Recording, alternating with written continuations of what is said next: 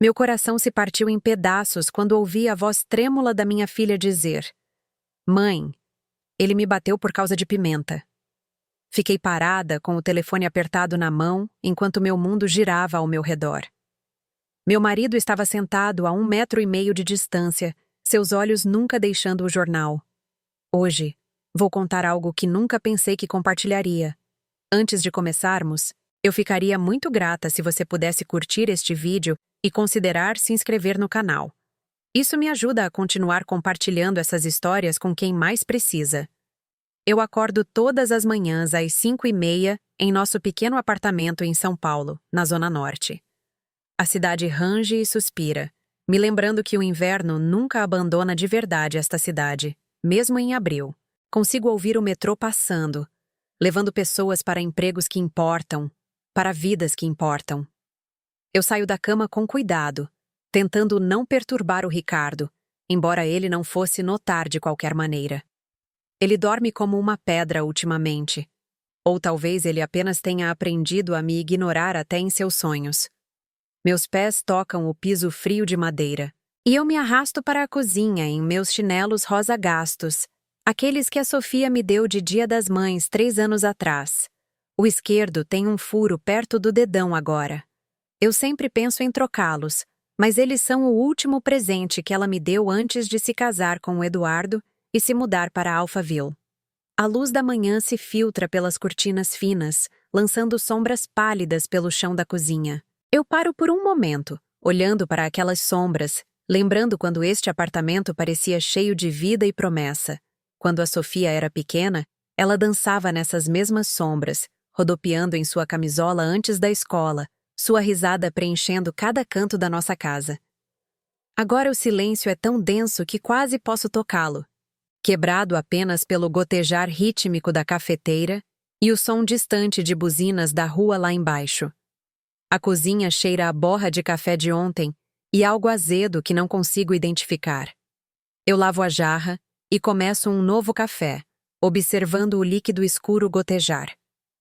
O som é metódico, previsível, diferente de todo o resto na minha vida. Eu preparo o café da manhã do Ricardo do jeito que ele gosta.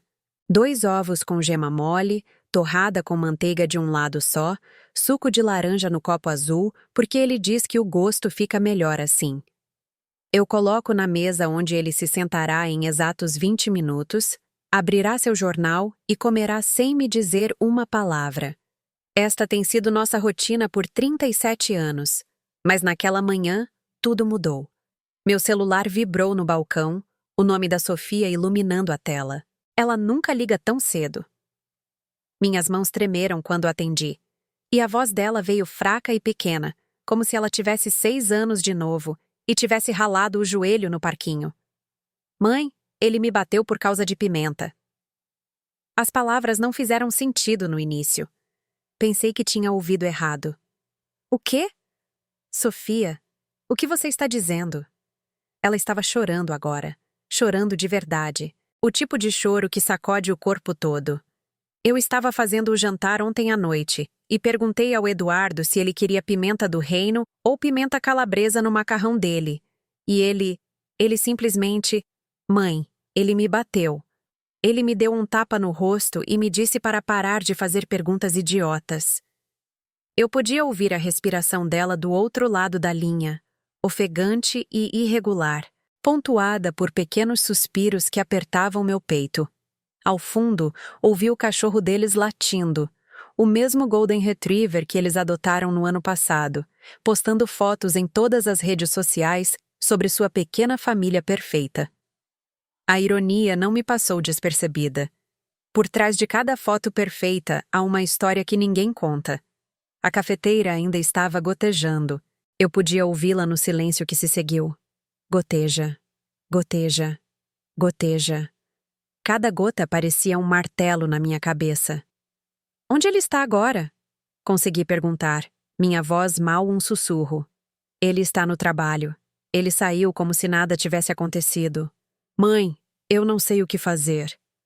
Olhei para o Ricardo, que tinha acabado de entrar na cozinha. Ele estava ajustando seus óculos de leitura, pegando o jornal que eu já havia colocado para ele. Ricardo, eu disse, minha voz falhando. Ricardo, é a Sofia. O Eduardo bateu nela. Ele olhou para mim por talvez meio segundo. Depois voltou a olhar para as manchetes. Ele resmungou, sentando-se para comer seus ovos perfeitamente preparados. Foi isso. Foi tudo o que recebi. Fiquei ali congelada, com o telefone ainda pressionado contra o ouvido, observando-o pegar o garfo com a mão esquerda e virar a página com a direita. A precisão mecânica de seus movimentos, a completa falta de emoção em seu rosto, o jeito como ele pegou o saleiro sem nem mesmo reconhecer o que eu tinha acabado de dizer. Naquele momento, algo se cristalizou em minha mente com uma clareza brutal. Isso não era apenas indiferença. Era uma escolha deliberada de não se importar, de não se envolver, de não estar presente na crise mais importante que nossa família já havia enfrentado. Lembro-me de estar ali, com o telefone pressionado no ouvido, vendo meu marido tomar o café da manhã como se eu tivesse acabado de lhe falar sobre o tempo. A Sofia ainda estava chorando, esperando que eu dissesse algo, fizesse algo, fosse a mãe dela. E naquele momento, vi minha vida inteira se estender diante de mim como aquelas fotos antigas no álbum da nossa estante. A foto do casamento. Eu de branco com flores no cabelo, acreditando no Ricardo quando ele disse que sempre protegeria a mim e a nossa futura família. A foto do hospital, segurando a recém-nascida Sofia, seus dedinhos enrolados nos meus, cada festa de aniversário que eu dei, cada joelho ralado que beijei, cada pesadelo que afastei. E aqui estava ela, adulta e machucada. E eu estava parada numa cozinha que cheirava a fracasso, vendo meu marido ignorar a dor dela da mesma forma que ele ignorou a minha por décadas. Passei 43 anos tentando construir algo bonito do nada. Conheci o Ricardo quando eu tinha 19 anos, trabalhando em uma lanchonete na Rua Augusta. Ele era mais velho, 28, e parecia tão seguro de si, tão confiante. Ele me disse que eu era bonita, que eu era especial, que ele cuidaria de mim. Eu acreditei nele porque queria acreditar. Minha mãe havia morrido no ano anterior, e meu pai era um estranho mesmo quando estava sentado à minha frente no jantar. Eu estava desesperada para que alguém me visse, me escolhesse. Ricardo me escolheu, à sua maneira. Casamos 6 meses depois em uma pequena cerimônia no cartório. Usei um vestido cor de creme do Mapping que economizei por 3 meses para comprar. Lembro-me daquele dia tão vividamente agora, embora tenha tentado por anos esquecer os detalhes. O vestido tinha pequenos botões de pérola nas costas que minha melhor amiga Juliana teve que me ajudar a fechar. Ricardo chegou 15 minutos atrasado, cheirando a fumaça de cigarro, sem explicação ou desculpa. Eu ri na época. Disse a mim mesma que ele estava apenas nervoso. Juliana me puxou para um canto no banheiro do cartório e me perguntou sem rodeio se eu tinha certeza daquilo. Ele não te olha do jeito que um homem deveria olhar para a noiva, ela disse, retocando meu batom no espelho. Eu fiquei na defensiva, disse a ela que ela não o entendia como eu. Nunca mais falei com a Juliana depois daquele dia. Ela tinha visto a verdade que eu não conseguia encarar. Os primeiros anos não foram ruins. Ele trabalhava em uma fábrica, horário fixo, salário decente. Continuei trabalhando na lanchonete porque gostava da rotina, gostava de me sentir útil. Quando engravidei da Sofia, Ricardo insistiu que eu pedisse demissão. Uma mãe deve ficar em casa, ele disse. E eu concordei porque era o que as pessoas faziam na época. Era o que eu pensava que o amor parecia. Passei meus dias em nosso minúsculo apartamento, assistindo novelas e dobrando roupas, e esperando Ricardo chegar em casa e me contar sobre seu dia. Ele nunca contava. Ele entrava, resmungava um olá, comia o que eu tivesse cozinhado e adormecia em frente à televisão. Mas eu dizia a mim mesma que era normal, que casamento era aquilo, que era para isso que eu tinha me inscrito. Quando a Sofia nasceu, pensei que as coisas mudariam. Pensei que ele amoleceria, se tornaria terno, se apaixonaria por essa pessoinha perfeita que havíamos criado. Ele a segurou uma vez no hospital, olhou para ela com o que eu desesperadamente queria acreditar que era amor, e então a devolveu para mim. Ela é toda sua, ele disse. E era verdade. Pelos 18 anos seguintes, criei a Sofia sozinha enquanto morava com o pai dela.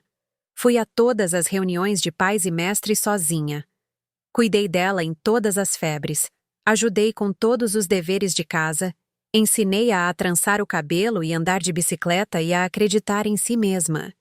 Ricardo estava lá, mas não estava presente. Ele era uma sombra que jantava e pagava a hipoteca, e ocasionalmente perguntava se precisávamos de algo do mercado.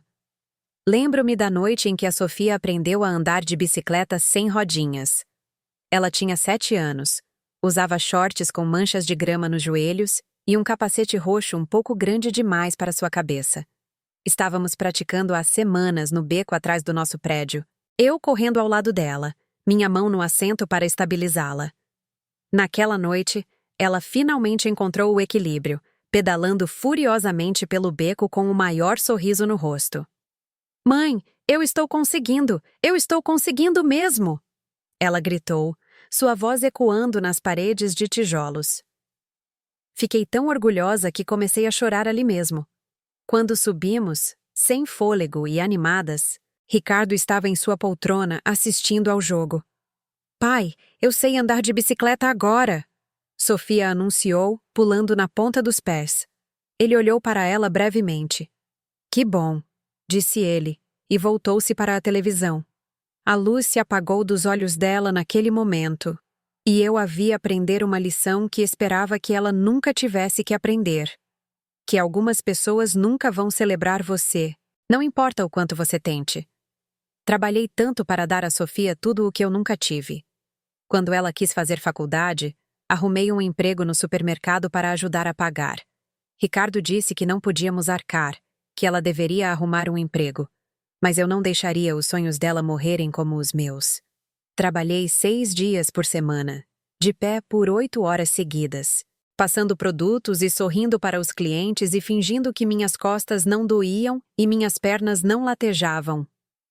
Guardei cada centavo extra em uma lata de café escondida no fundo do armário de roupas de cama. Ricardo nunca soube. Ele não se importava o suficiente para perguntar de onde vinha o dinheiro da mensalidade. Sofia estudou administração na Mackenzie. Ela era tão brilhante, tão cheia de potencial. Formou-se com honras, conseguiu um emprego em uma consultoria no centro, começou a ganhar mais dinheiro do que eu jamais vira na vida. Mudou-se para seu próprio apartamento em Pinheiros, decorou-o com móveis modernos e arte abstrata que eu não entendia, mas fingia apreciar. Ela estava se tornando alguém que eu mal reconhecia, alguém polida e profissional, alguém que pertencia às salas de diretoria e coquetéis. Eu estava tão orgulhosa dela, e também estava apavorada de estar a perdendo. Então ela conheceu o Eduardo em um retiro da empresa. Ele era bonito, ambicioso, charmoso daquele jeito ensaiado que alguns homens são. Ele me lembrava o Ricardo quando nos conhecemos, aquela mesma confiança que parece segurança, até você perceber que é apenas arrogância. Eles namoraram por 1 ano antes de ele a pedir em casamento com um anel de diamante que custou mais que o meu primeiro carro. O casamento foi lindo, realizado em um local chique em Alphaville, com 200 convidados que eu não conhecia. Usei um vestido azul marinho que a Sofia me ajudou a escolher. Fiquei na fila de cumprimentos apertando as mãos de estranhos e sorri até meu rosto doer. Ricardo fez um brinde que durou 45 segundos e mencionou o quão caro o casamento era 2 vezes.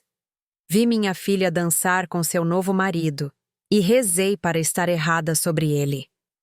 Durante a festa, encontrei um momento de silêncio sozinha no banheiro, encarando meu reflexo no espelho com moldura dourada. Eu parecia cansada, mais velha que meus 57 anos. O vestido azul marinho que a Sofia havia escolhido era lindo, mas parecia uma fantasia.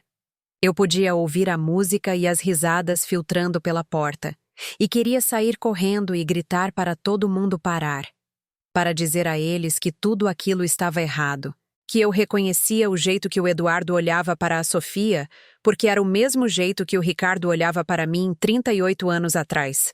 Mas não o fiz. Ajeitei meu vestido, retoquei meu batom e voltei para sorrir e conversar com pessoas que esqueceriam meu nome pela manhã.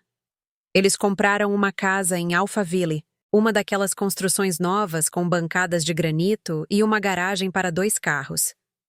Eduardo ganhava bem, o suficiente para que a Sofia pudesse largar o emprego se quisesse. Mas ela amava seu trabalho. Ela era boa nisso. Eles pareciam felizes, ou pelo menos era o que eu dizia a mim mesma durante nossas cada vez mais raras ligações. Ela estava ocupada, dizia. O trabalho era exigente. O Eduardo tinha muitos jantares com clientes. Eles estavam planejando começar uma família em breve, talvez no próximo ano, talvez no ano seguinte. Eu ouvia suas desculpas e engolia minhas preocupações, porque o que mais eu poderia fazer? Ela era uma adulta agora, fazendo suas próprias escolhas, construindo sua própria vida. Mas eu notei coisas pequenas no início. O jeito como o Eduardo a interrompia quando ela estava falando. O jeito como ele fazia piadas às custas dela e depois dizia que ela era sensível demais quando não ria.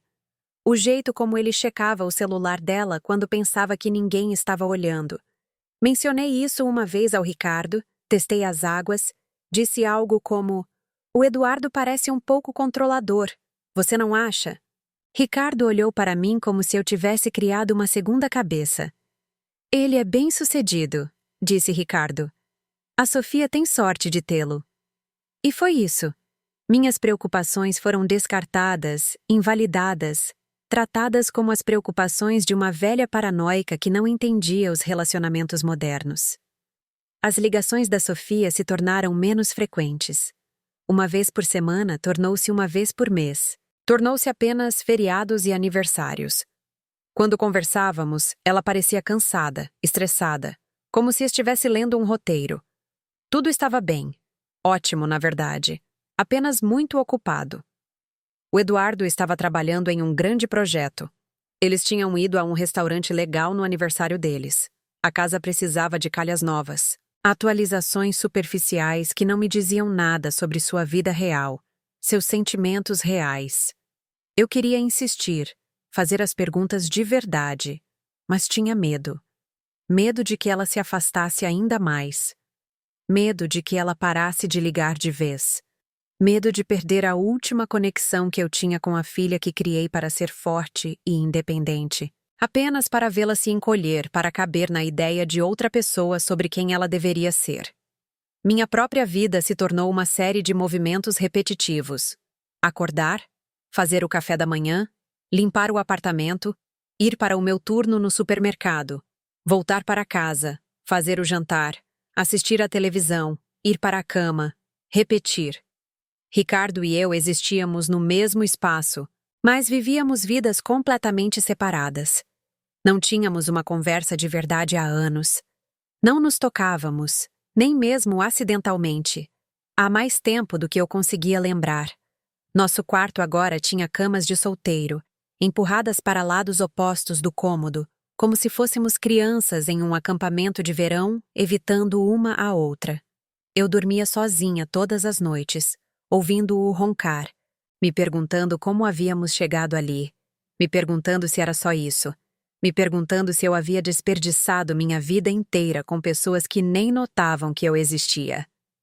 Meu 60º aniversário caiu em uma terça-feira de março. Acordei naquela manhã com um pequeno tremor de esperança no peito. Talvez este ano fosse diferente.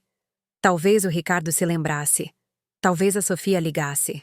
Fiz meu café da manhã de sempre, mas adicionei um pedaço de bolo de fubá que comprei no dia anterior, uma pequena celebração para mim mesma. Ricardo comeu seus ovos, bebeu seu café e saiu para seu trabalho de meio período na loja de ferragens, sem dizer uma palavra. Nem mesmo feliz aniversário. Nem mesmo um olhar. Sentei-me à mesa sozinha, encarando aquele bolo de fubá, e não consegui comê-lo. Passei meu turno no supermercado em transe. Minha colega Maria perguntou se eu estava bem. Menti e disse que estava bem, apenas cansada. Ela me deu um sorriso simpático e um aperto no ombro, e aquele pequeno gesto de gentileza me fez querer chorar bem ali no corredor 7. Cheguei em casa em um apartamento vazio, nenhum cartão, nenhuma flor, nenhum reconhecimento de que eu havia passado 60 anos nesta terra, 43 deles dedicados a um homem que não se deu ao trabalho de lembrar o dia em que nasci. Pedi comida chinesa para o jantar, comi direto da embalagem e fui para a cama cedo. Sofia ligou 3 dias depois para se desculpar. Ela estava sobrecarregada no trabalho.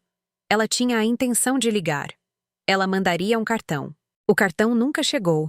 2 semanas após meu aniversário esquecido, eu estava conferindo nosso talão de cheques, algo que eu fazia todo mês para garantir que os gastos esporádicos do Ricardo não estourassem nossa conta. Ele tinha sido mais cuidadoso com o dinheiro ultimamente. Ou assim eu pensava. Notei uma cobrança que não reconheci. R$ 1.500 em uma joalheria no centro. Meu coração começou a disparar. Por um breve e estúpido momento, pensei que talvez ele tivesse me comprado um presente de aniversário. Afinal, que ele estava apenas esperando o momento certo. Liguei para a loja, dei o número da transação e perguntei o que havia sido comprado. Um relógio masculino, o atendente me disse. Pulseira de prata, correia de couro, gravado na parte de trás. Eu gostaria de saber o que a gravação dizia. Não consegui falar. Apenas desliguei. Encontrei o relógio naquela noite na gaveta de meias do Ricardo. Eu não estava bisbilhotando. Estava guardando sua roupa lavada como fiz por 40 anos. A caixa estava enfiada sob uma pilha de meias pretas, mal escondida, como se ele não se importasse se eu a encontrasse ou não. Abri com as mãos trêmulas. O relógio era lindo, caro. Tudo o que ele nunca havia me comprado. Virei-o e li a gravação. Para Ricardo, por todos os anos, de Ricardo. Ele havia comprado um presente de aniversário para si mesmo com nosso dinheiro. Com o meu dinheiro, na verdade, já que era eu quem ainda trabalhava, ainda contribuía, ainda tentava nos manter à tona enquanto ele trabalhava meio período e gastava em tempo integral. Fiquei em nosso quarto segurando aquele relógio, e algo dentro de mim rachou. Não quebrou, ainda não, mas rachou como gelo em um lago quando a temperatura começa a subir. Ouvi a porta da frente se abrir, ouvi os passos pesados do Ricardo no corredor, ouvi-o se acomodar em sua poltrona na sala de estar. Saí segurando a caixa do relógio, parei na frente dele e perguntei com muita calma: "O que é isso?" Ele ergueu os olhos do jornal, viu a caixa e deu de ombros. Eu precisava de um relógio novo. Foi isso. Nenhuma explicação, nenhuma desculpa. Apenas um dar de ombros e a expectativa de que eu aceitaria e seguiria em frente, porque era o que eu sempre fazia. "Você gastou R$ 1.500 em um relógio para si mesmo", eu disse, minha voz firme, embora eu estivesse tremendo. "Tenho feito horas extras para economizar dinheiro. Pensei que estávamos economizando para aquela viagem a Fernando de Noronha, aquela de que falamos há 10 anos. Ricardo dobrou seu jornal com uma lentidão deliberada. "Ainda podemos ir", disse ele. "É só fazer mais alguns turnos." E lá estava. O desdém casual. A suposição de que meu tempo, minha energia, meu corpo eram recursos infinitos que ele poderia gastar sem consequências. Abri a boca para discutir, para gritar, para chorar, para fazê-lo me ver pelo menos uma vez na vida. Mas o que saiu foi nada. Apenas silêncio. Virei-me, fui para a cozinha e a caixa do relógio escorregou das minhas mãos, batendo no chão com um baque suave. Peguei minha caneca favorita, aquela que a Sofia havia feito na aula de artes quando tinha 12 anos. Tinha uma alça bamba e um esmalte irregular, mas eu a guardei como um tesouro por anos. Eu a estava enchendo com água quando minhas mãos começaram a tremer tanto que a caneca escorregou e se espatifou no chão. Pedaços de argila se espalharam pelo linóleo, e eu fiquei ali olhando para eles, vendo o trabalho manual da minha filha de 12 anos destruído porque meu marido não conseguia me ver como uma pessoa que valia a pena considerar. Ajoelhei-me e comecei a juntar os cacos, e foi quando comecei a chorar. não soluços altos e dramáticos. Apenas lágrimas silenciosas que caíam na cerâmica quebrada, fazendo pequenos círculos molhados que desapareciam quase tão logo se formavam. Ricardo não veio ver como eu estava. Ouvi a televisão ligar na sala, ouvi os sons familiares do noticiário da noite. Ele não se importava que eu estivesse chorando. Provavelmente nem ouviu. Juntei todos os pedaços que pude encontrar. Segurei-os em minhas mãos em concha, como se pudesse de alguma forma juntá-los novamente. E então, joguei tudo no lixo. Lavei minhas mãos, sequei-as no pano de prato e fiquei ali na cozinha tendo o pensamento mais perigoso que tive em décadas. E se eu dissesse não? E se eu simplesmente parasse? Parasse de cozinhar as refeições dele e lavar as roupas dele e fingir que este casamento era algo mais do que um arranjo legal entre duas pessoas que haviam esquecido como se amar? Se é que algum dia souberam? Naquela noite, não consegui dormir.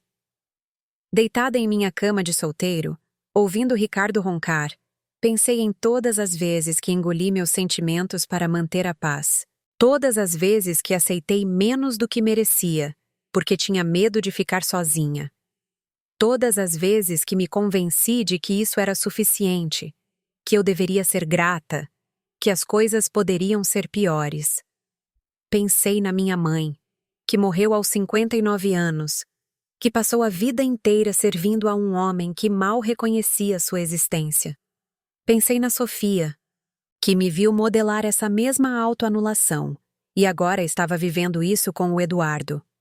Pensei na mulher que eu era aos 19 anos, cheia de esperança e sonhos, e lamentei por ela como se lamenta uma morte. Às 2 da manhã, levantei-me e fui ao armário do corredor onde guardávamos nossos álbuns de fotos. Peguei o mais antigo, aquele com as fotos do nosso casamento e as fotos de bebê, e todos aqueles instantâneos de uma vida que eu pensei que estávamos construindo juntos. Sentei-me no sofá no escuro e folheei as páginas, olhando para aquela jovem no vestido cor de creme que acreditava que o amor era suficiente.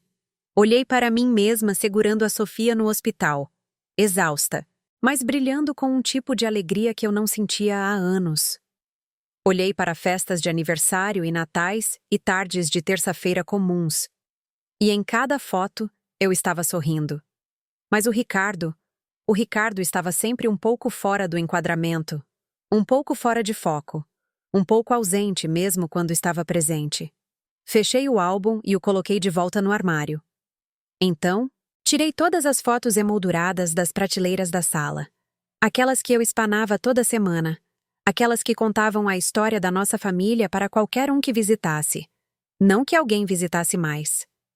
Empilhei-as cuidadosamente em uma caixa e coloquei a caixa no fundo do armário, ao lado dos álbuns. Quando Ricardo acordou na manhã seguinte, ele não notou que elas tinham sumido. Ele tomou seu café da manhã, leu seu jornal e saiu para o trabalho sem comentar sobre as prateleiras vazias. Fiquei na sala olhando para os espaços limpos onde as fotos estiveram, e senti algo que poderia ter sido alívio. Os dias seguintes foram estranhos. Eu seguia minhas rotinas, mas tudo parecia diferente, como se eu estivesse me observando de fora do meu corpo. Fiz o café da manhã, mas só fiz o suficiente para mim. Lavei a roupa, mas só lavei as minhas roupas. Ricardo percebeu eventualmente, perguntou onde estavam suas camisas limpas e eu disse a ele que a lavanderia era no final do corredor. Ele poderia descobrir como usar. Ele me encarou como se eu tivesse falado uma língua estrangeira, mas não discutiu. Ele apenas foi trabalhar com a camisa de ontem. Pequenas rebeliões, pequenos atos de autopreservação, passos de bebê em direção a algo que eu ainda não conseguia nomear. Então a Sofia ligou naquela manhã e tudo se tornou nítido. A voz dela no telefone, fraca e assustada. O marido dela, o homem que ela prometeu amar e honrar, batendo nela por algo tão trivial como pimenta. E o Ricardo, sentado a 1,5 metros de distância, respondendo com toda a profundidade emocional de um móvel. Naquele momento, entendi com clareza perfeita que esta era a minha encruzilhada. Eu poderia ficar em silêncio como fiquei a vida inteira, aceitando coisas inaceitáveis porque foi o que me ensinaram a fazer. Ou eu poderia intervir. Eu poderia ser para minha filha o que ninguém nunca foi para mim. Sofia, eu disse, minha voz mais forte do que eu a ouvia há anos. Faz uma mala. Estou indo te buscar. Ouvi sua inspiração aguda. Mãe, eu não posso simplesmente ir embora. O Eduardo vai ficar furioso. E para onde eu iria? Olhei para o Ricardo, ainda lendo seu jornal como se a dor da minha filha fosse ruído de fundo. Você virá para cá, eu disse. Você ficará comigo o tempo que precisar. E o Eduardo pode ficar o quão furioso ele quiser, mas ele não vai te tocar de novo. Sofia começou a chorar mais forte, mas desta vez parecia diferente, aliviada, talvez. Ou talvez apenas chocada por alguém finalmente estar a escolhendo.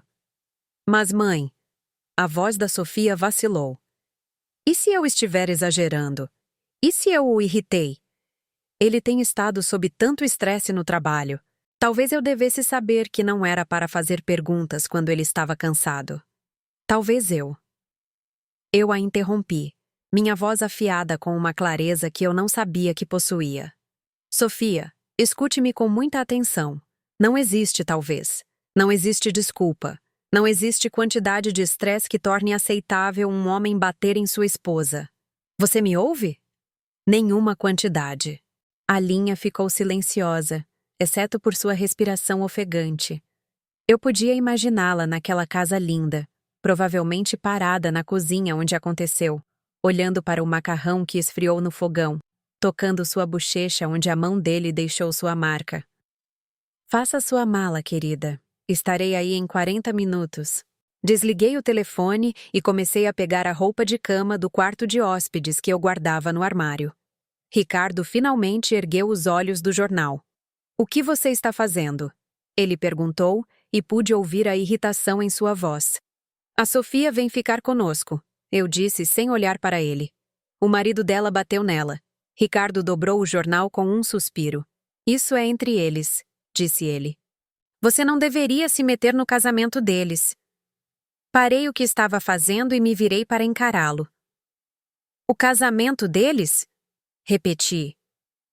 Ricardo, ele bateu na nossa filha. Ele a agrediu fisicamente e você acha que eu não deveria me envolver? Ele se levantou e por um segundo pensei que ele poderia realmente se engajar, sentir algo. Mas ele apenas balançou a cabeça e disse: mulheres sempre exageram essas coisas. Tenho certeza de que não foi tão ruim. Eles vão se resolver. E lá estava. 43 anos de casamento destilados em uma única frase. Mulheres sempre exageram. Sua dor não é real. Seu medo não é válido. Sua experiência não importa. Senti aquela rachadura dentro de mim se abrir completamente. Saia, eu disse, minha voz baixa, mas firme. O quê? Ricardo parecia genuinamente confuso. Saia deste apartamento. Vá para o trabalho, vá num bar, vá para onde quiser, mas saia da minha frente antes que eu diga algo de que nós dois vamos nos arrepender. Ele saiu, resmungando sobre hormônios e reação exagerada, e eu não me importei. Não me importava se ele voltasse. Não me importava o que ele pensava. Eu me importava com a Sofia, em chegar até ela antes que ela se convencesse a ficar. Antes que o Eduardo a convencesse de que ela havia exagerado.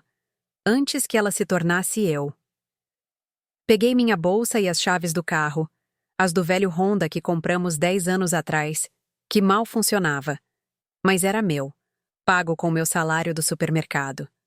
Dirigi para Alphaville mais rápido do que dirigia há décadas, minhas mãos agarrando o volante, minha mente correndo com tudo o que eu queria dizer ao Eduardo se o visse, tudo o que eu queria dizer ao Ricardo por anos, mas nunca tive coragem.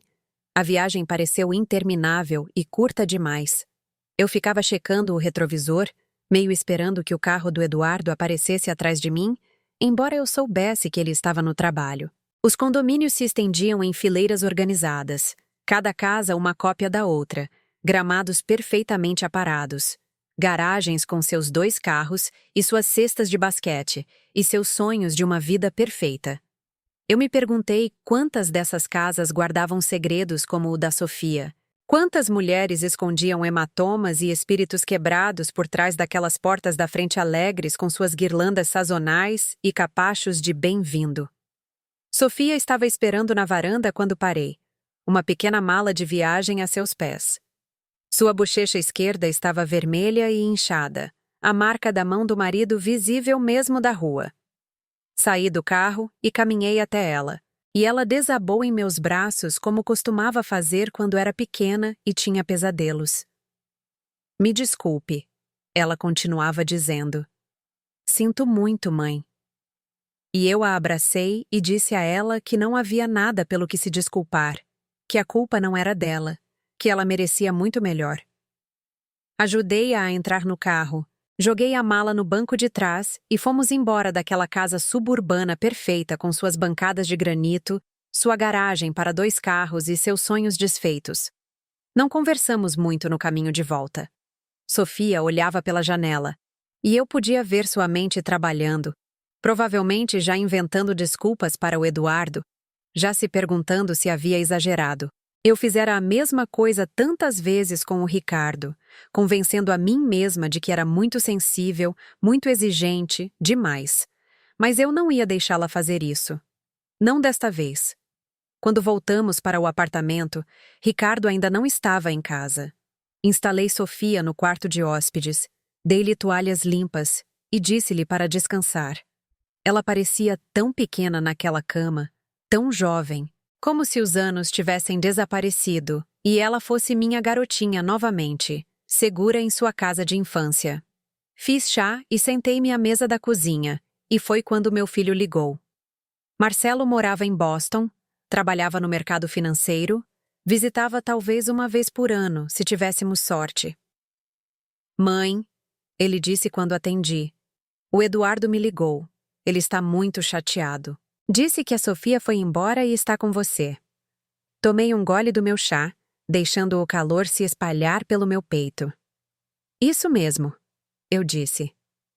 Ele bateu nela, Marcelo. O marido da sua irmã bateu nela, e ela está aqui, onde está segura.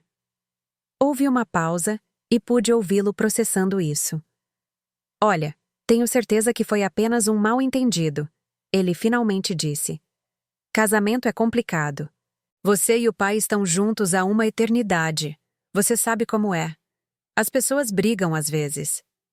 Pousei meu chá com muito cuidado. As pessoas brigam com palavras, Marcelo. Elas não brigam com os punhos. Não há mal-entendido quando um homem bate em uma mulher. Ele suspirou, aquele mesmo suspiro exasperado que Ricardo sempre me dava quando achava que eu estava sendo dramática. Mãe, você não acha que está exagerando um pouco? Quero dizer, o Eduardo é um cara legal. Ele é bem-sucedido, cuida da Sofia. Talvez ela tenha feito algo para provocá-lo. E lá estava. Meu próprio filho, o bebê que carreguei, dei à luz e criei, dizendo-me que sua irmã merecia ser agredida porque poderia tê-lo provocado. Escute-me com muita atenção, eu disse, minha voz fria como gelo. Sua irmã está ficando comigo. Ela está segura aqui, e é bem-vinda aqui pelo tempo que precisar. Se você acha que ela mereceu o que aconteceu com ela, se você acha que qualquer mulher merece ser agredida pelo homem que prometeu amá-la e protegê-la, então você não é o homem que pensei ter criado. E, francamente, Marcelo, não quero mais ouvir de você até que possa ligar e pedir desculpas à sua irmã. A desliguei antes que ele pudesse responder, minhas mãos tremendo, meu coração batendo forte. Eu nunca tinha falado com meu filho assim. Eu nunca tinha falado com ninguém assim. Parecia aterrorizante e libertador na mesma medida. Ricardo chegou em casa na hora do jantar. Eu estava na cozinha fazendo sopa, e Sofia ainda dormia no quarto de hóspedes. Ele entrou, olhou para mim e disse: Ela ainda está aqui? Não respondi, apenas continuei mexendo a sopa. Isso é ridículo, ele continuou. Ela precisa ir para casa e resolver as coisas com o marido como uma adulta. Desliguei o fogão e o encarei. Ela não vai a lugar nenhum, eu disse. Esta é a casa dela. É aqui que ela cresceu. E ela é bem-vinda aqui pelo tempo que precisar.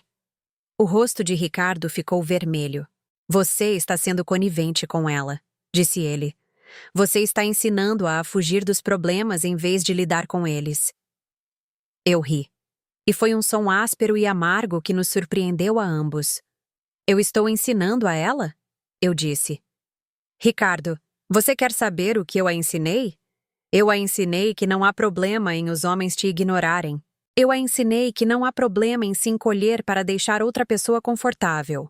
Eu a ensinei que amor significa sacrifício, mesmo quando você é a única a se sacrificar.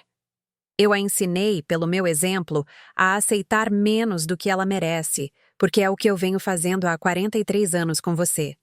As palavras pairaram no ar entre nós, grandes demais para serem retiradas, verdadeiras demais para serem negadas. Se você está infeliz, deveria ter dito algo, disse Ricardo, e o absurdo dessa declaração me deu vontade de gritar. Eu venho dizendo algo há 43 anos, eu disse a ele. Você simplesmente não tem escutado. Mas agora cansei. Cansei de ser invisível na minha própria vida. Cansei de fingir que é assim que um casamento deveria ser. E cansei de ver minha filha cometer os mesmos erros que eu cometi. Ricardo me encarou por um longo momento e pude vê-lo tentando processar essa versão de mim que ele nunca havia conhecido antes. O que você está dizendo? Ele perguntou, e sua voz estava mais baixa agora, incerta. Estou dizendo que as coisas vão mudar, eu disse a ele. Estou dizendo que não vou mais fazer seu café da manhã. Não vou mais lavar sua roupa. Não vou mais gerenciar sua vida enquanto você ignora a minha. Estou dizendo que, se você quiser continuar casado comigo, terá que realmente ser casado comigo. Isso significa respeito. Isso significa consideração. Isso significa agir como se eu fosse uma pessoa que importa. Ele abriu a boca para argumentar, mas Sofia entrou na cozinha, seus olhos ainda inchados de chorar. Ela olhou para nós dois, sentindo claramente a tensão. Está tudo bem? Ela perguntou com a voz baixa. Está tudo bem, querida. Eu disse, indo até ela e colocando o braço em volta de seus ombros. Eu só estava explicando ao seu pai que você vai ficar aqui e ele vai ser respeitoso sobre isso, não é, Ricardo? Ele olhou para Sofia. Olhou de verdade para ela. E eu o vi notar a marca em seu rosto pela primeira vez. Algo mudou em sua expressão. Apenas um pouco, como uma porta se abrindo uma fresta. Sim, ele disse finalmente. Claro que ela pode ficar. Não era muito, mas era algo. Um pequeno reconhecimento de que talvez, apenas talvez, ele estivesse errado. Os dias seguintes foram tensos, mas administráveis. Ricardo basicamente ficou fora do nosso caminho, e eu passei meu tempo cuidando da Sofia. Conversamos por horas, conversamos de verdade, sobre o casamento dela e o meu e todas as maneiras como ambas nos contentamos com menos. Ela me contou sobre a primeira vez que o Eduardo foi controlador, como ele a isolou de seus amigos, fazendo-a se sentir culpada por passar tempo com eles. Ela me contou sobre a manipulação financeira, como ele a convenceu a colocar todo o seu dinheiro em uma conta conjunta que ele controlava. Ela me contou sobre o abuso emocional, as críticas constantes disfarçadas de piadas, a maneira como ele a fazia se sentir estúpida por fazer perguntas ou ter opiniões. Uma tarde, sentamos juntas no sofá, tomando chá de camomila, e Sofia finalmente se abriu sobre o planejamento do casamento. Ele tomou todas as decisões, disse ela, olhando para sua xícara. Eu queria uma cerimônia pequena, algo íntimo apenas com amigos e familiares próximos. Mas o Eduardo insistiu no local grande, no buffet caro, em toda a produção. Ele disse que era importante para sua carreira, para sua imagem. E eu simplesmente aceitei porque pensei que era isso que você faz quando ama alguém. Você cede. Ela olhou para mim com lágrimas nos olhos. Mas, mãe, fui eu que cedi todas as vezes. Todas as vezes. Qual restaurante íamos? Quais programas assistíamos? Para onde íamos de férias? Que cor pintar a sala? Tudo era escolha dele. E eu dizia a mim mesma que estava sendo flexível, sendo fácil de lidar, sendo uma boa esposa. Quando foi que eu parei de ter minhas próprias opiniões? Quando me tornei tão medrosa de discordar dele? E eu lhe contei a minha verdade. Contei-lhe sobre os aniversários e datas comemorativas esquecidos. Contei-lhe sobre o relógio que Ricardo comprou para si mesmo com nosso dinheiro. Contei-lhe sobre as camas de solteiro, e o silêncio, e a morte lenta de tudo o que eu pensava que o casamento deveria ser. Choramos juntas, mãe e filha, lamentando as vidas que pensávamos estar construindo e reconhecendo a realidade que estávamos vivendo. Foi doloroso e necessário e curador de uma forma que eu não esperava. Então, o Eduardo apareceu. Era um sábado de manhã, cerca de uma semana depois que a Sofia tinha ido embora. Eu estava na cozinha fazendo café quando ouvi batidas fortes na porta. Sofia estava no banho e Ricardo tinha ido à loja de ferragens. Abri a porta e encontrei Eduardo parado ali, com aparência desgrenhada e irritada. "Onde está minha esposa?" ele exigiu, empurrando-me para dentro do apartamento. "Ela não é sua esposa quando você a agride", eu disse, seguindo-o para a sala. "Ela é uma pessoa que você abusou, e ela não lhe deve nada." Ele se virou para mim e vi a mesma raiva em seus olhos que devia estar lá quando ele bateu na Sofia. "Você não entende nosso casamento", disse ele. "Você a virou contra mim. A culpa é toda sua." Mantive-me firme, embora meu coração estivesse acelerado. "Minha culpa?" eu disse. "Eduardo, foi você quem escolheu bater na sua esposa por causa de uma pergunta sobre pimenta. Foi você quem a controlou e manipulou por anos. Eu não a virei contra você. Você fez isso sozinho." Ele deu um passo em minha direção, e por um segundo pensei que ele poderia me bater também. Mas então a voz da Sofia veio do corredor. "Saia!" Ela estava parada ali, de roupão, com o cabelo ainda molhado, o rosto calmo, mas a voz forte. "Saia daqui, Eduardo. Eu não vou voltar." Ele se virou para ela e sua expressão mudou, tornou-se suplicante. "Amor, por favor", disse ele. "Me desculpe. Eu estava estressado com o trabalho e reagi de forma exagerada. Não vai acontecer de novo. Prometo que não vai acontecer de novo." Sofia balançou a cabeça. "Você está certo. Não vai acontecer de novo porque eu não estarei lá. Eu quero o divórcio, Eduardo." Cansei. Ele a encarou como se ela o tivesse esbofeteado. "Você não está falando sério", disse ele. "Podemos fazer terapia. Podemos resolver isso." "Estou falando sério", disse Sofia, e pude ouvir a certeza em sua voz. "Eu mereço mais do que isso. Mereço um parceiro que me respeite, que não me machuque, que não me faça sentir pequena. E esse não é você." Eduardo olhou para mim, como se eu devesse ajudá-lo, como se eu devesse convencer minha filha a voltar para seu agressor. "Isso é influência sua", disse ele. "Você está amargurada com seu próprio casamento e está descontando em nós." Eu sorri para ele então, um sorriso de verdade. "Você está certo", eu disse. "Estou amargurada com meu próprio casamento. Desperdicei 43 anos com um homem que não me vê. Mas não vou deixar minha filha desperdiçar mais um dia com um homem que a machuca." Ele tentou argumentar, tentou fazer promessas, tentou fazer Sofia se sentir culpada.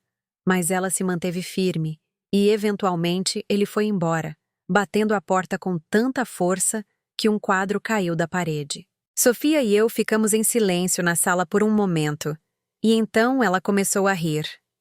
Não uma risada feliz, mas de alívio, como se tivesse acabado de largar algo pesado que vinha carregando por muito tempo. "Eu consegui", disse ela. "Eu realmente consegui." Eu a abracei e ficamos ali no meio da sala, duas mulheres que finalmente encontraram suas vozes. O processo legal começou imediatamente. Sofia pediu o divórcio e conseguiu uma medida protetiva contra o Eduardo. Ele lutou no início, contratou um advogado caro, tentou fazê-la parecer instável. Mas ela tinha documentação, fotos do hematoma em seu rosto, mensagens de texto mostrando seu comportamento controlador. A medida protetiva foi concedida e Sofia começou o processo de desembaraçar sua vida da dele. Foi confuso, doloroso e caro, mas ela nunca vacilou.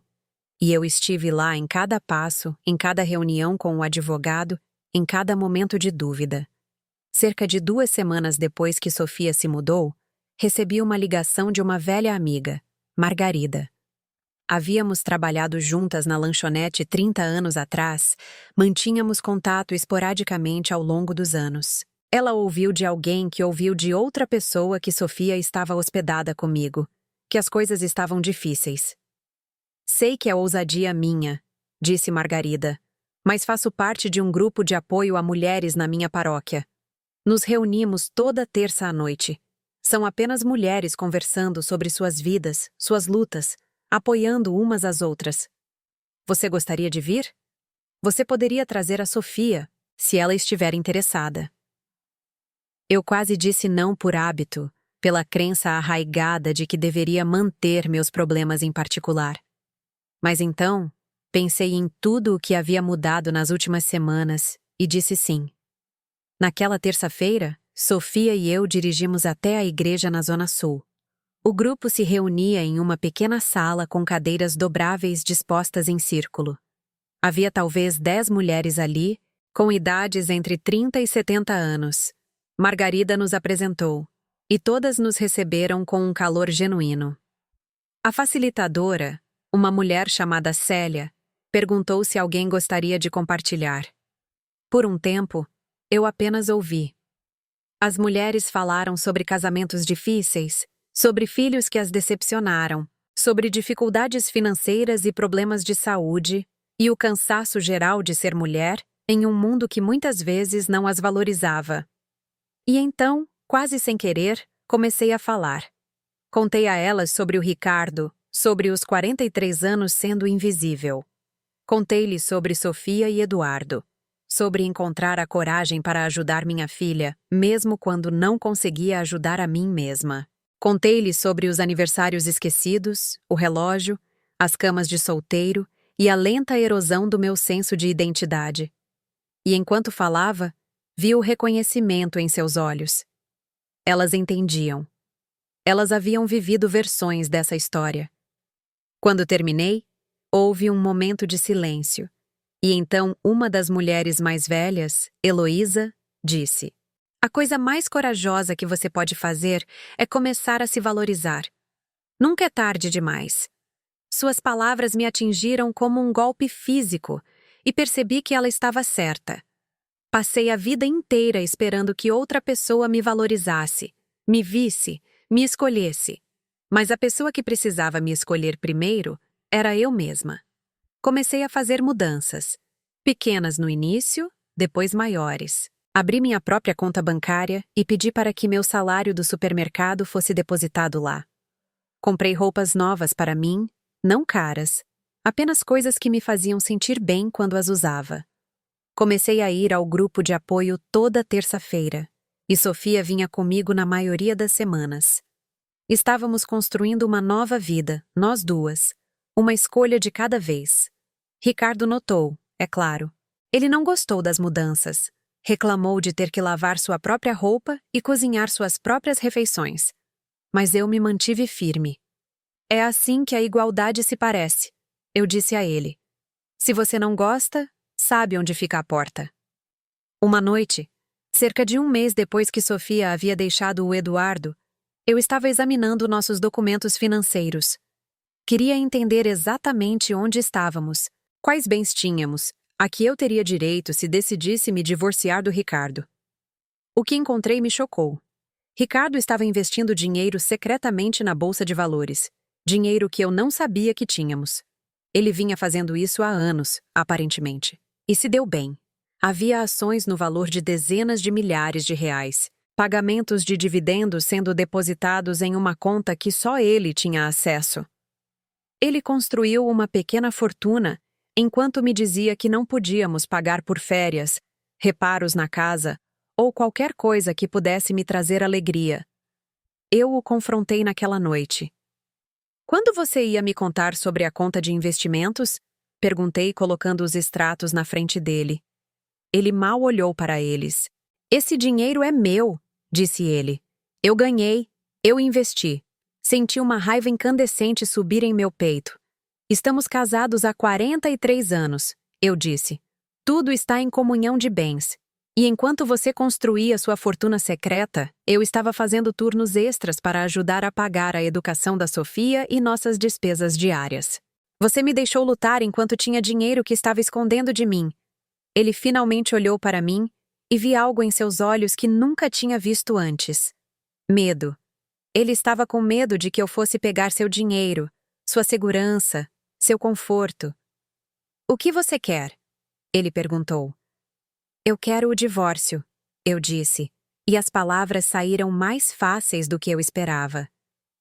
Quero metade de tudo, incluindo essa conta de investimentos. Quero começar de novo.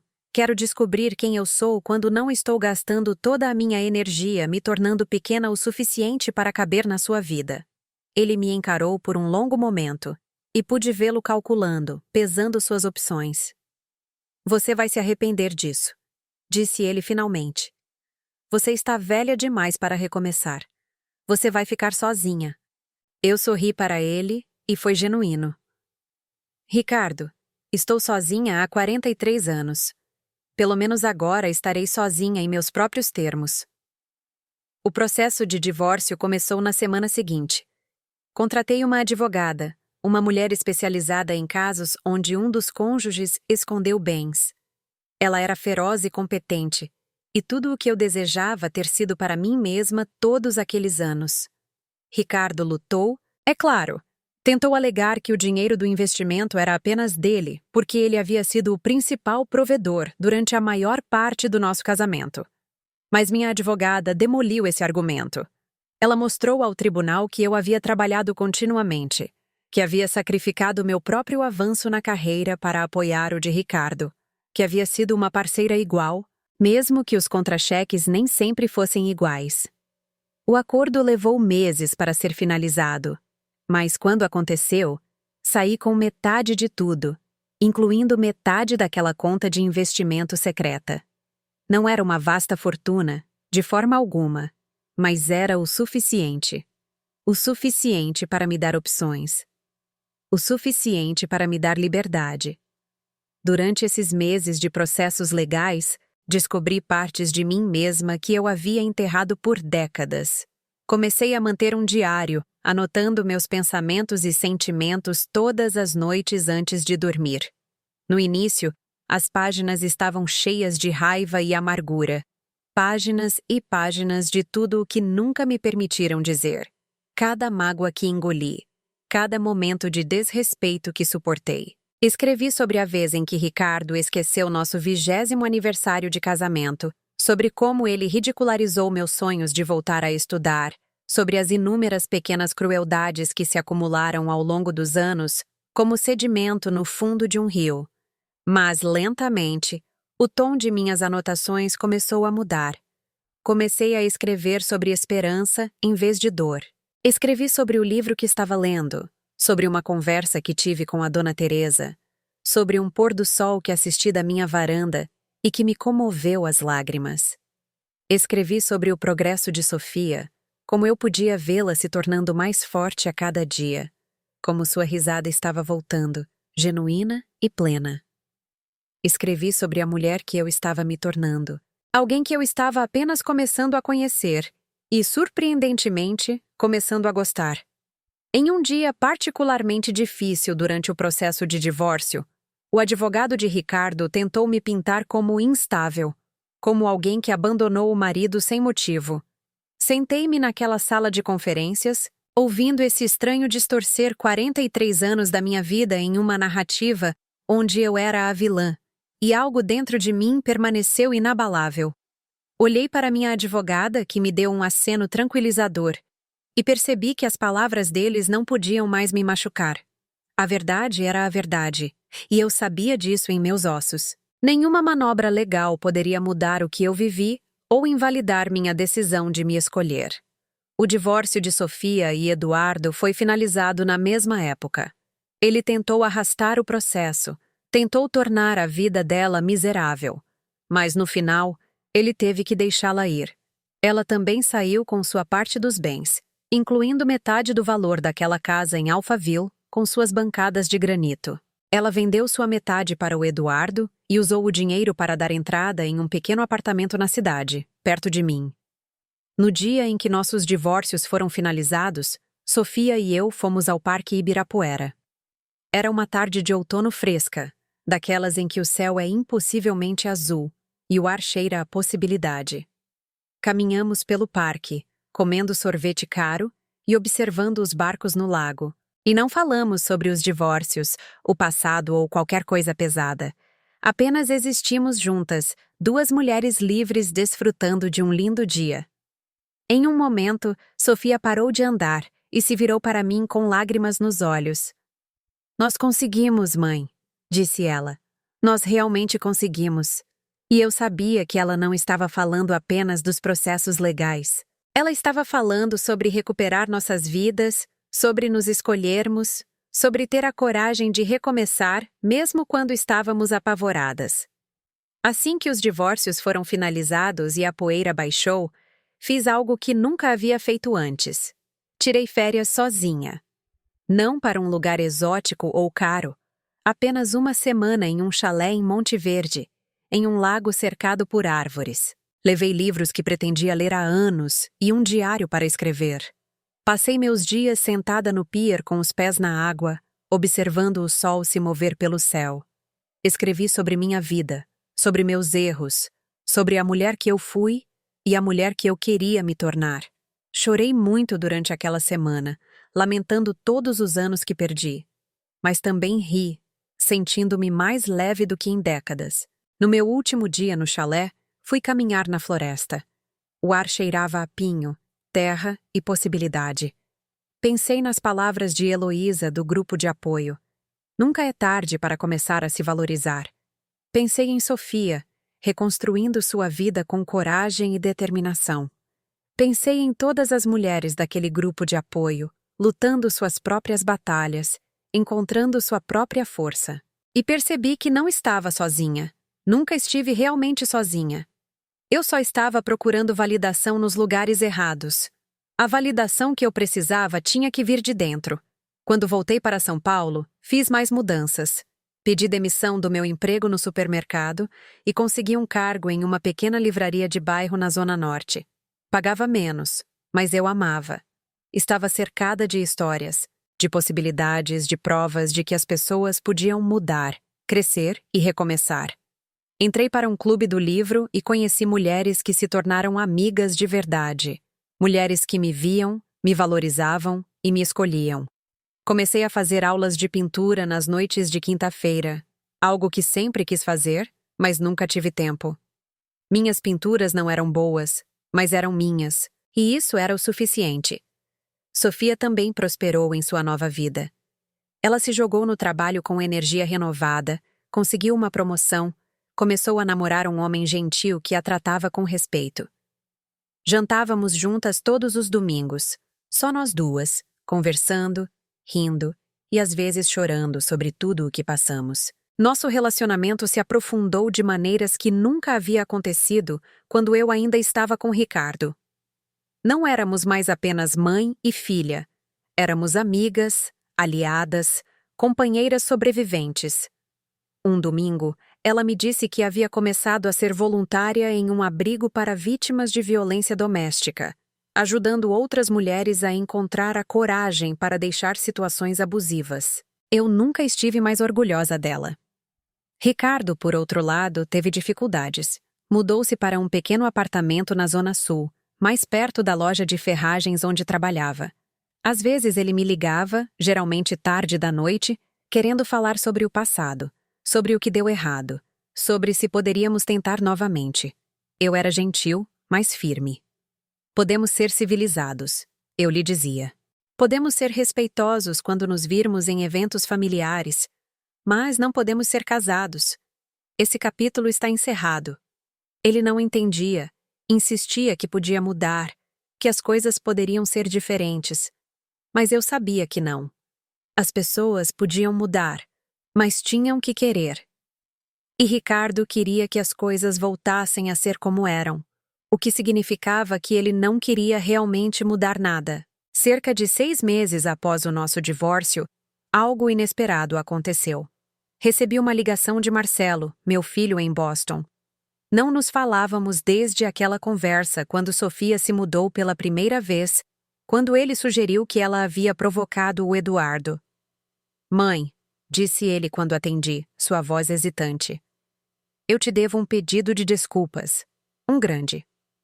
Não disse nada, apenas esperei. Tenho pensado muito no que você disse, continuou ele. Sobre como eu reagi quando você me contou o que o Eduardo fez. E eu estava errado. Muito errado. Não sei por que disse aquelas coisas. Talvez porque fosse mais fácil culpar a Sofia do que admitir que alguém que eu conhecia, alguém que eu acolhi na nossa família, pudesse fazer algo assim. Talvez, eu disse, minha voz neutra. Eu liguei para a Sofia, disse ele. Conversamos por muito tempo. Ela me contou tudo sobre o Eduardo, sobre você e o papai, sobre o divórcio. Mãe, me desculpe. Desculpe por não ter estado lá por vocês duas. Desculpe por ter desconsiderado o que vocês estavam passando. Desculpe por estar mais preocupado em manter a paz do que em defender o que era certo.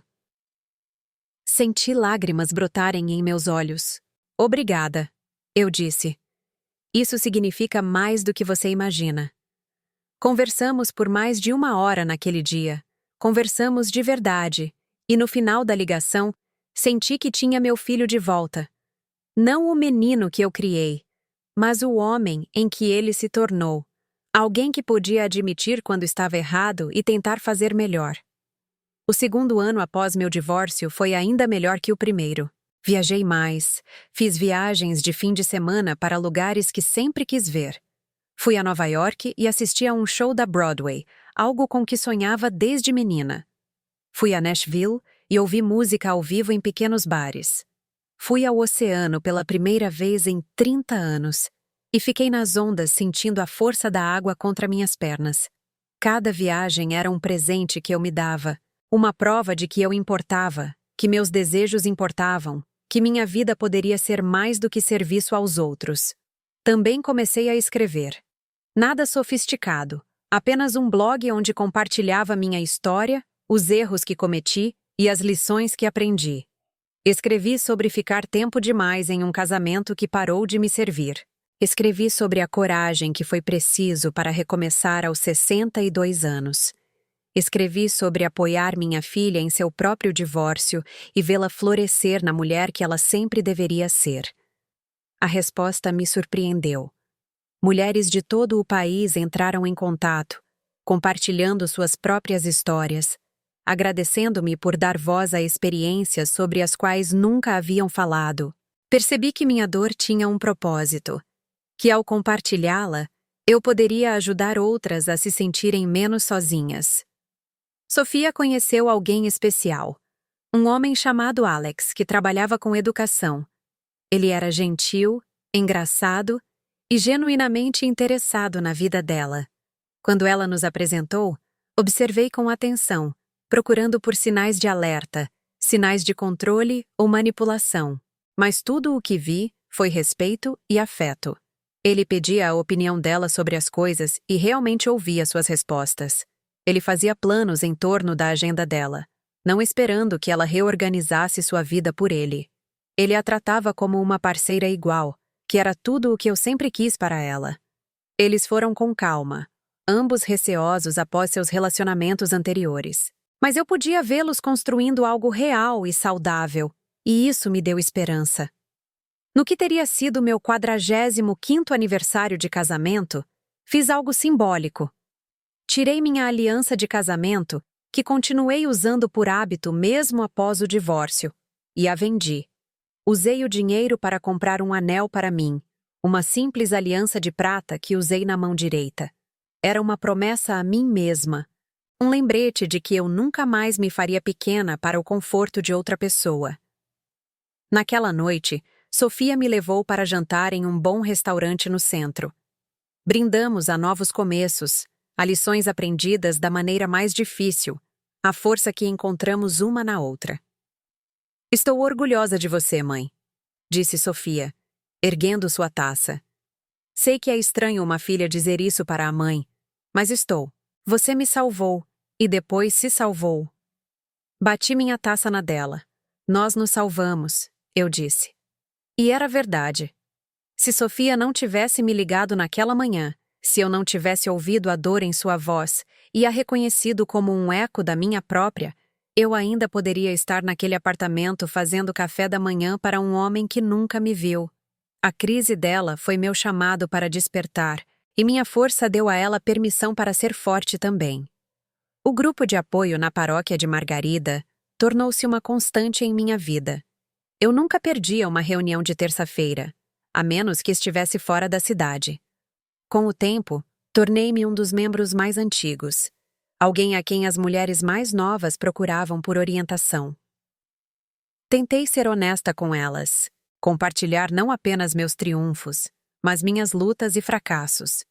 Queria que elas soubessem que recomeçar era difícil, que havia dias em que eu duvidava de mim mesma, dias em que me sentia solitária e assustada.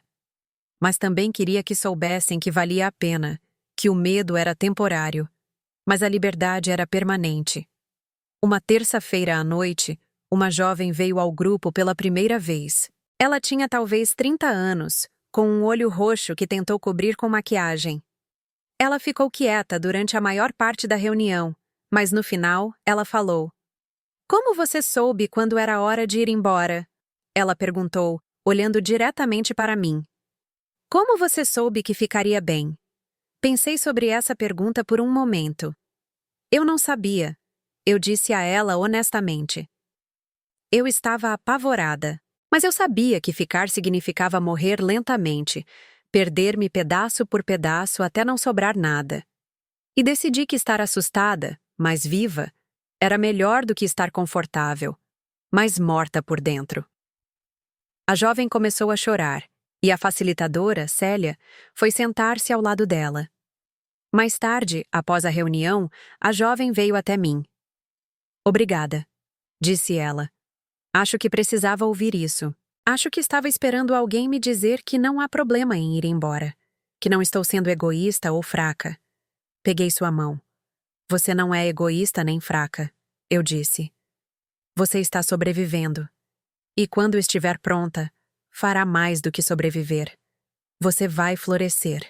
Ela saiu naquela noite com números de telefone de recursos para violência doméstica e o conhecimento de que tinha uma comunidade de mulheres que a apoiariam, não importava o que ela decidisse.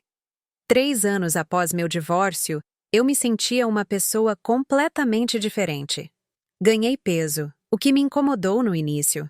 Até que percebi que era porque eu finalmente estava comendo refeições de que gostava, em vez de refeições projetadas para agradar a outra pessoa. Deixei meu cabelo crescer, parei de pintá-lo do castanho escuro que Ricardo preferia, deixei-o ficar grisalho naturalmente. Usava cores que eu gostava, azuis, roxos e verdes vibrantes, em vez dos tons neutros que usei por décadas. Olhei no espelho e vi uma mulher que estava totalmente presente em sua própria vida. E era lindo. Também desenvolvi um novo relacionamento com o dinheiro. O acordo do meu divórcio, combinado com minha parte daquela conta de investimento secreta que Ricardo havia construído, me deu uma segurança financeira que eu nunca tive antes. Fui cuidadosa com isso. Investi com sabedoria, mas também me permiti aproveitar. Comprei uma poltrona confortável para o meu apartamento, do tipo que embala seu corpo e faz você nunca mais querer se levantar. Levei Sofia a dias de spa e bons jantares. Doei para o abrigo de violência doméstica, onde Sofia era voluntária, e para a igreja que sediava nosso grupo de apoio. Ter dinheiro significava ter escolhas, e ter escolhas significava ter liberdade. Ricardo entrava em contato ocasionalmente, geralmente perto de feriados ou datas importantes. Suas mensagens eram sempre as mesmas variações de um tema. Ele sentia minha falta, cometeu erros, Não poderíamos tentar de novo. Eu respondia educadamente, mas brevemente. Não o odiava, não lhe desejava mal. Eu simplesmente não queria mais ser casada com ele. Aprendi que você pode perdoar alguém sem deixá-lo voltar para sua vida, que o encerramento é algo que você dá a si mesma, não algo que você precisa da pessoa que te machucou. O desenvolvimento mais inesperado em minha nova vida foi minha amizade com Dona Teresa, minha vizinha do prédio. Ela tinha 78 anos, uma viúva que havia perdido o marido 5 anos antes. Começamos a tomar café juntas toda quarta-feira de manhã, compartilhando nossas histórias, nossos medos, nossos sonhos para o tempo que nos restava. Ela fora casada por 56 anos, e ao contrário do meu casamento, o dela fora feliz. Mas ela entendia a coragem que era preciso para deixar uma situação infeliz. Admirava-me por me escolher mesmo quando era difícil. Sabe do que me arrependo? Disse Dona Teresa numa quarta-feira de manhã. Arrependo-me de nunca ter morado sozinha. Fui da casa dos meus pais para a casa do meu marido, e agora estou aqui sozinha pela primeira vez na vida, e estou descobrindo coisas sobre mim que nunca soube. Eu me pergunto quem eu poderia ter sido se tivesse tido a chance de ser apenas eu por um tempo, antes de me tornar filha, esposa ou mãe de alguém. Suas palavras ressoaram em mim. Eu tive esse mesmo pensamento tantas vezes. Me perguntei sobre a mulher que eu poderia ter sido se tivesse viajado, ou seguido uma carreira, ou apenas passado um tempo descobrindo quem eu era antes de amarrar minha identidade a outra pessoa. O relacionamento de Sofia com Alex tornou-se sério. Eles estavam namorando há quase 2 anos quando ele a pediu em casamento, e Sofia me ligou imediatamente depois de dizer sim. Sei que é rápido, disse ela, a alegria evidente em sua voz. Mas, mãe, é tão diferente desta vez. Ele é tão diferente. Estamos construindo algo juntos, igualmente, e parece certo de uma forma que nada com o Eduardo jamais pareceu. Fiquei feliz por ela. Genuinamente feliz, mas também cautelosa. Vá com calma, eu disse a ela. Não há pressa. Certifique-se de que está escolhendo isso porque quer, não porque acha que deveria. Ela riu. Aprendi essa lição observando você, mãe. Estou escolhendo isso porque me faz feliz. Porque ele me faz feliz. Porque nos tornamos melhores juntos. Eles se casaram na primavera seguinte em uma pequena cerimônia no Parque da Luz. Não foi nada como o primeiro casamento de Sofia com o Eduardo, sem local elaborado ou centenas de convidados. Apenas amigos e familiares próximos, votos simples, amor genuíno. Vi minha filha se casar com um homem que claramente a adorava, que estava ao seu lado como um parceiro igual, e senti uma sensação de paz que nunca havia experimentado antes. Era isso que eu queria para ela o tempo todo. Era isso que eu queria para mim, mas nunca pensei em exigir. Marcelo veio de Boston com sua esposa e filhos, e passamos o fim de semana juntos, uma família que parecia muito diferente daquela em que cresci, mas era muito mais saudável. Ricardo foi convidado para o casamento, porque Sofia era generosa assim, mas ele recusou. Ele enviou um presente, um cheque generoso que provavelmente era sua maneira de tentar provar que não era de todo ruim, e um cartão que dizia que estava feliz por ela. Sofia aceitou graciosamente e seguiu em frente. Ela fizera seu próprio trabalho, sua própria cura, e não precisava mais da aprovação ou validação dele, assim como eu. Nós duas aprendemos que a única aprovação que importa é a nossa. Na festa, após a primeira dança e os brindes, Sofia me puxou para um canto. Obrigada, disse ela, abraçando-me com força. Obrigada por me mostrar que nunca é tarde para se escolher, que você pode amar alguém e ainda assim ir embora se essa pessoa não for boa para você, que recomeçar não é o fim do mundo, é o começo. Eu a abracei de volta, lutando contra as lágrimas. Você teria descoberto isso eventualmente, eu disse. Você é mais forte do que imagina. Ela balançou a cabeça. Talvez. Mas teria levado muito mais tempo sem você. Você salvou minha vida, mãe. Você literalmente salvou minha vida. Agora, 5 anos depois daquela ligação que mudou tudo, Sento-me na varanda do meu pequeno apartamento em São Paulo, observando o sol se pôr sobre a cidade. O horizonte brilha em laranja e rosa, os prédios lançando longas sombras pelas ruas abaixo. Tenho uma taça de vinho na mão, algo bom que me presenteei da loja de vinhos da rua. Amanhã, vou voar para Seattle para visitar o Marcelo e sua família. No próximo mês, vou fazer um cruzeiro com algumas amigas do Clube do Livro. No outono, estou matriculada em uma aula de escrita criativa na faculdade comunitária. Minha vida não é perfeita. Ainda tenho dias em que me sinto solitária, em que me pergunto se fiz as escolhas certas, em que sinto falta de ter um parceiro para compartilhar as coisas. Mas esses dias são cada vez mais raros, e quando chegam, aprendi a conviver com o desconforto em vez de fugir dele. Aprendi que estar sozinha não é o mesmo que ser solitária, que a solidão pode ser um presente se você souber como recebê-la. Aprendi que sou suficiente, exatamente como sou, sem precisar de mais ninguém para me completar, me validar ou me escolher. Os últimos 5 anos me ensinaram mais do que os 62 anteriores combinados. Aprendi que nunca é tarde para recomeçar, nunca é tarde para se escolher, nunca é tarde para construir a vida que você realmente quer, em vez da vida que você acha que deveria querer. Aprendi que a transformação não acontece da noite para o dia, que é uma série de pequenas escolhas feitas todos os dias para honrar a si mesma e seu valor. Aprendi que pedir ajuda não é fraqueza, que a comunidade é essencial, que todos nós precisamos de pessoas que nos vejam, nos apoiem e nos lembrem de quem somos quando esquecemos. Mais importante, aprendi que minha história não é única. Onde quer que eu vá, encontro mulheres que viveram alguma versão do que eu vivi, que ficaram tempo demais em situações que as diminuíram, que sacrificaram sua própria felicidade pelo conforto dos outros. E quando compartilho minha história com elas, quando lhes conto sobre a ligação da Sofia, a decisão de deixar o Ricardo e o assustador e belo processo de reconstruir minha vida, vejo o reconhecimento em seus olhos, vejo esperança, vejo a possibilidade de que talvez, apenas talvez, elas também possam fazer isso. O sol já se pôs completamente, as luzes da cidade começando a piscar contra o céu que escurece. Termino meu vinho e me levanto, esticando as costas, sentindo a dor agradável dos músculos que trabalharam duro na minha aula de pintura hoje cedo.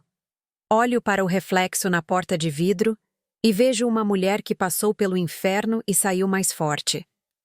Vejo cabelos grisalhos, linhas de expressão e um corpo que me carregou por 67 anos de vida.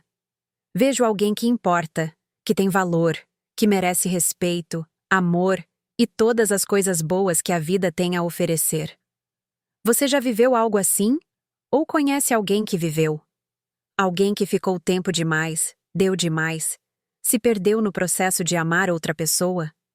Se minha história ressoa com você, por favor, compartilhe sua experiência nos comentários abaixo. E se você achou esta história significativa, se ela lhe deu esperança, coragem, ou apenas o conforto de saber que não está sozinha, ficaria grata se você curtisse este vídeo e se inscrevesse no canal. Essas histórias precisam ser contadas, essas vozes precisam ser ouvidas, e seu apoio ajuda a garantir que a mensagem chegue a alguém que precisa desesperadamente ouvi-la. Obrigada por ouvir. Obrigada por se importar. Obrigada por fazer parte desta comunidade de sobreviventes, guerreiras e mulheres que se recusam a ser invisíveis.